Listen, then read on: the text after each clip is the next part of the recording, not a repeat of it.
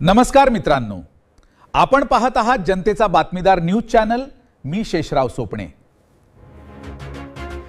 आज आपण एका अतिशय संवेदनशील आणि समाजात सतत चर्चेत असलेल्या विषयावर बोलणार आहोत. साधू, संत, पुजारी, कीर्तनकार हेच नेहमी चुकीचे का ठरवले जातात आणि राजकीय, सामाजिक क्षेत्रातील भ्रष्टाचार अनेकदा दुर्लक्षित का केला जातो? मित्रांनो, जेव्हा एखादी धार्मिक व्यक्ती चुकीचं वर्तन करते तेव्हा संपूर्ण धार्मिक क्षेत्रावर प्रश्नचिन्ह उभं केलं जातं. सगळे साधू असेच असतात का? धर्माच्या नावाखाली फसवणूक चालते का? अशा उलटसुलट प्रतिक्रिया लगेच उमटतात.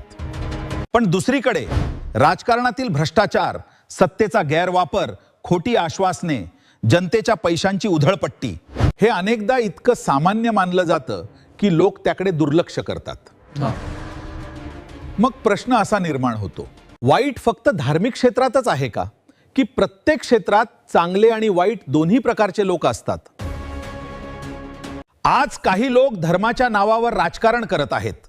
लोकांच्या भावना भडकवल्या जातात आणि स्वतःचा स्वार्थ साधला जातो. दाखवायचे दात वेगळे आणि खायचे दात वेगळे ही म्हण आज अनेक ठिकाणी खरी ठरताना दिसते. काही लोक सज्जनचा मुखवटा घालून भ्रष्टाचार, स्वार्थ आणि फसवणूक करतात. म्हणूनच आता जनतेतून आवाज उठू लागला आहे, भ्रष्टाचार करणारा कोणताही असो, तो साधू असो, नेता असो किंवा समाजसेवक, चुकीला चुकीच म्हटलं पाहिजे.